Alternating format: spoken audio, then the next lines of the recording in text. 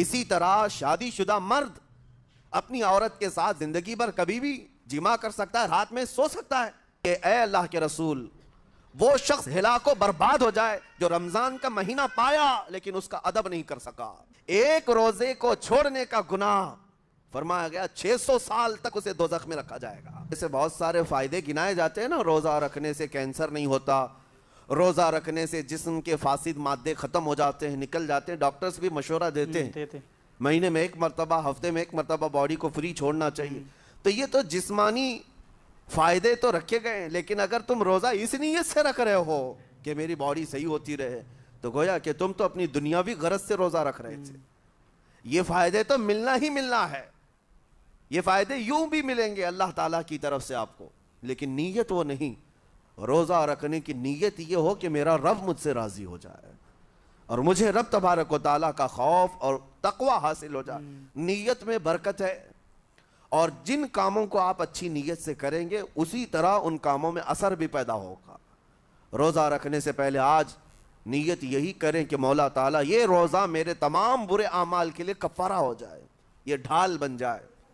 جانتے ہیں آپ اپنے نفس امارہ کو روکنے کا سب سے بہترین آلہ بھوک ہے. بھوک، جتنا آدمی بھوک کے ذریعے سے اپنے نفس کو مار سکتا ہے دوسری کوئی چیز نہیں. آپ دیکھیں اس رمضان المبارک میں بہت ساری حلال چیزیں آپ کو حرام کر دی گئی ہیں. یعنی سحری سے لے کر افطاری تک. میں یہ نہیں کہہ رہا کہ شراب پینا حرام ہے، نشہ کرنا حرام ہے، وہ تو پوری زندگی بھر حرام ہے. لیکن آپ کو چاول روٹی تو حلال ہے نا، سبزے سیب پھل فروٹ تو حلال ہے، لیکن یہ حلال چیزیں بھی اللہ نے آپ پر حرام رکھی ہیں. روزے کے عالم میں نہیں کھا سکتے. سحری سے لے کر افطار تک یہ حلال لقمے، پانی تو حلال ہے، پاک ہے، لیکن آپ کے لیے روزے کے عالم میں حرام ہے. اسی طرح شادی شدہ مرد اپنی عورت کے ساتھ زندگی بھر کبھی بھی جمع کر سکتا ہے، رات میں سو سکتا ہے، لیکن حالت روزہ میں وہ حلال کام بھی حرام ہے. حلال کام بھی حرام ہے، اپنی عورت سے جمع کرنا حالت روزہ میں کیوں روکا گیا؟ کھانا پینا بھی حلال تھا، عورتوں کے ساتھ شباشی بھی حلال تھی، لیکن روزے کے عالم میں ان حلال چیزوں کو روکا گیا. تو آپ سوچ سکتے ہیں اس چیز کو؟ سوچ سکتے؟ وجہ یہ ہے کہ حلال چیزوں سے آپ کو روک کر بڑے حرام چیزوں سے بچانا مقصود ہے. آج اگر اپنے آپ میں اتنا کنٹرول کر لے جاؤ کہ چند حلال چیزوں سے دن بھر بچ سکتے ہو، انشاءاللہ رمضان کے بعد بڑی حرام چیزوں سے بھی اللہ آپ کو محفوظ رکھے گا. میرے عزیزو، برا ہے ان لوگوں کا جن کو میرے آقا صلی اللہ تعالیٰ علیہ وسلم نے دعائے ہلاکت فرمائی. اس سے بدنصیب کوئی ہو سکتا ہے؟ نہیں. جن کے لیے رسول رحمت صلی اللہ تعالیٰ علیہ وسلم کی دعائے ہلاکت ہوئی ہو.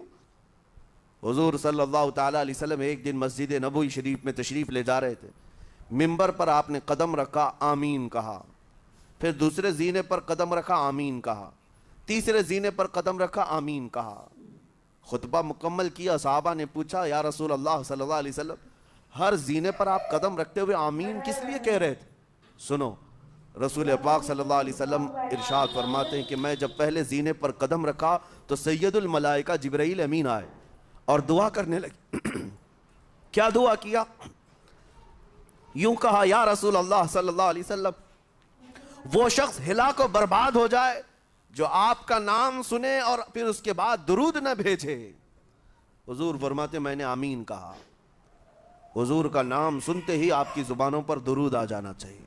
اللہم صلی علی سیدنا محمد وآلہ وصحبہ وبارک وسلم. میرے آقا فرماتے دوسرے زینے پر قدم رکھا تو جبرائیل امین نے یوں کہا، یا رسول اللہ صلی اللہ علیہ وسلم، وہ شخص ہلاک و برباد ہو جائے جو زندگی میں اپنے ماں اور باپ میں سے کسی ایک کے بڑھاپے کو پایا اور ان کی خدمت کر کے جنت نہیں حاصل کر سکا بلکہ ان کو ایسے ہی چھوڑے رکھا، ایسا شخص برباد ہو جائے.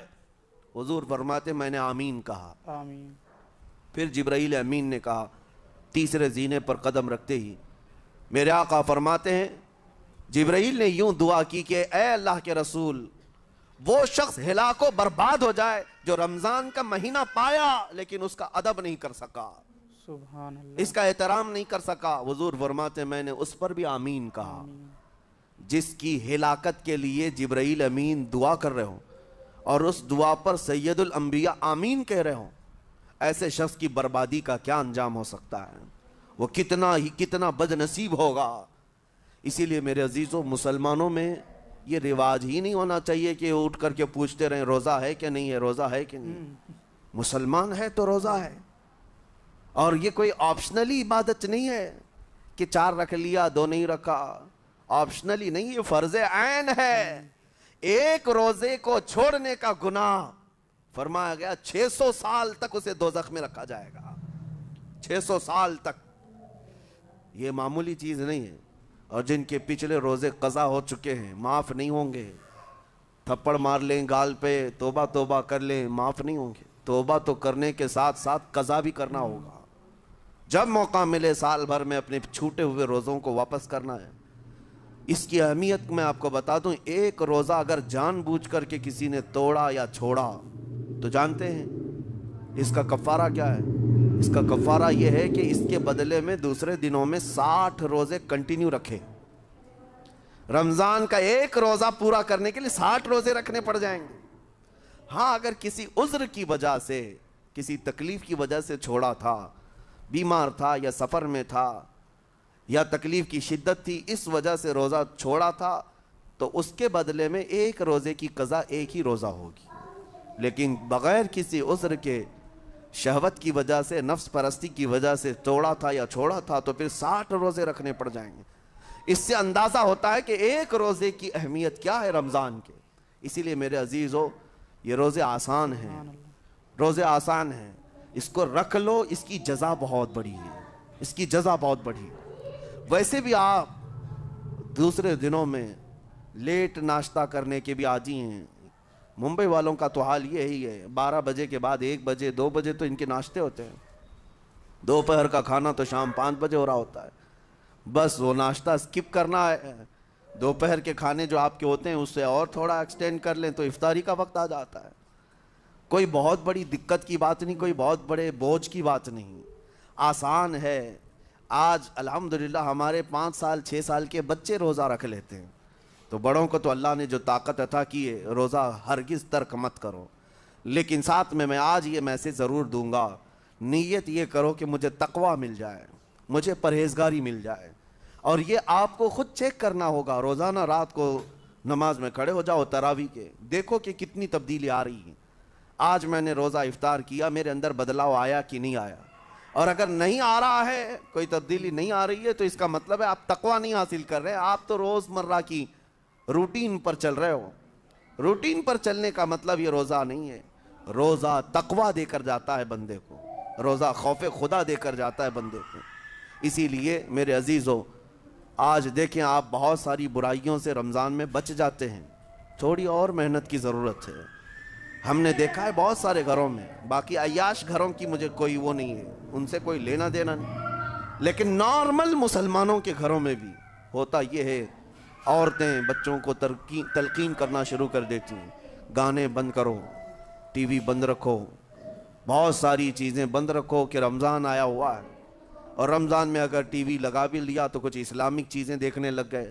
ماحول تم نے خود ہی بدلا ہے اپنے گھر میں، کچھ چیزوں کو آپ نے بدلا ہے اور کچھ چیزوں کا ادب آپ نے کرنا شروع کیا ہے۔ اسی کو اور تھوڑی سی محنت کے ساتھ بڑھا لیا جائے، قسم رب ذوالجلال کی، ہر برائی رمضان میں ہی آپ سے ختم ہو جائے گی۔ جس کی کوئی چیز چھوڑنے پر نہیں چھوٹتی ہے، وہ رمضان میں کر کے دیکھ لے، اللہ کی بارگاہ میں یاد کرے کہ مولا دن بھر میں تیری رضا کے لیے بچ رہا ہوں، مجھے میری باقی زندگی میں ان گناہوں سے بچا لے۔ وہ رحمان ہے، جب وہ تمہیں اس کے بدلے میں جنت دیتا ہے تو یہاں برائیاں کیوں نہیں چھڑواتا؟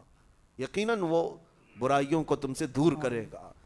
قرآن کا فرمان عالی شان، لعلکم تتقون، اسی پر میں نے آپ کے سامنے بات رکھی ہے۔ روزے اس لیے فرض کیے گئے ہیں تاکہ تمہیں تقوی مل جائے، پرہیزگاری مل جائے۔